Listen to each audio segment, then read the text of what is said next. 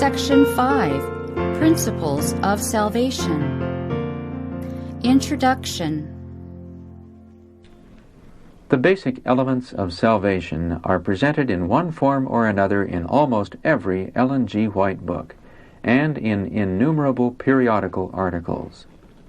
The Bible studies and discussions at the 1888 Minneapolis General Conference brought into focus the elements of salvation by faith in Christ alone, which was a truth that had been largely lost sight of by many, both ministers and laity. Selected Messages, Book 1, in its 51-page section on Christ our Righteousness, sets forth this emphasis in the setting of Minneapolis. How Ellen White rejoiced as the great basic truth of justification by faith was brought prominently to the front at this conference, and as she entered with others into carrying the blessed message to the churches.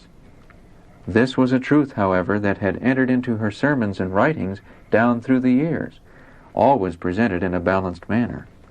This is attested to by the several presentations that make up the Ellen G. White book Faith and Works, containing discourses and articles from 1881 to 1902.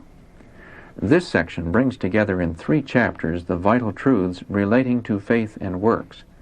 The first chapter is devoted to typical statements made by Ellen White from 1850 to 1888, showing her clear-cut stand in a balanced presentation of justification by faith.